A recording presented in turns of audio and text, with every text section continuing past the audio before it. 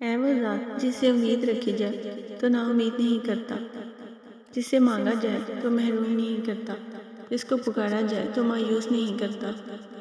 اے وہ ذات جو کریم بھی ہے اور رحیم بھی، حنان و منان بھی ہے اور وہاب بھی، جو بندے کے گمان کے ساتھ ہے،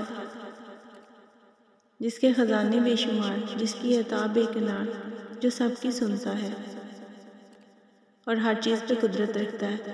اے وہ کہ جس کے ہاتھ میں تمام خیر ہے، تو اپنے فضل و کرم کی بارش فرما۔ بے شک ہم حاجت مند ہیں اور تو حاجت روا، ہم مشکل میں ہیں اور تو مشکل کشا، ہماری ضروریات کو پورا کر دے اور دعاؤں کو قبول فرما کر دل کی تمناؤں کو کن فیکون کہہ دے۔ رات کی خاموشی کے آنسو ضدی بچے کی طرح اپنے رب کی بارگاہ میں بات منوا لیتے ہیں، اور اللہ اس لاڈلے کی بات کبھی رد نہیں کرتا۔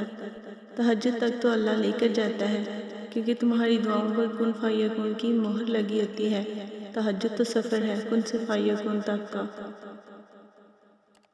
اللہ ہر اس آنسو سے واقف ہے جو تم نے مسکراتے ہوئے پلکوں کے پیچھے چھپا لیا تھا، اور وہ ہر اس دعا سے واقف ہے جس کے لیے ہاتھ اٹھاتے ہوئے تمہارا دل تکلیف سے پھٹ رہا تھا۔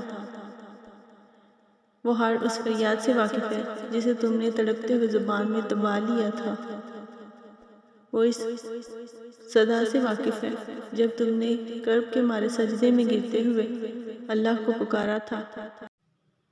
دعا پوری ہونے میں دیر ہو رہی ہے تو دیر ہونے کا مطلب یہ نہیں کہ وہ دعا کبھی قبول نہیں ہونی، کہ تم دعا مانگنا ہی چھوڑ دو۔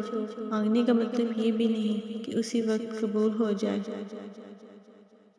ہاں بے شک کچھ دعائیں منہ سے نکلتے ساتھ ہی قبول ہو جاتی ہیں، تو جن میں دیر کرتا ہے نا، ان میں صرف وہ تمہارا امتحان لیتا ہے، صرف تمہارا صبر آزماتا ہے، تمہارا یقین آزماتا ہے کہ آیا میرے بندے کو مجھ پر ابھی بھی یقین ہے۔ بے شک وہ دعائیں قبول فرمانے والا ہے۔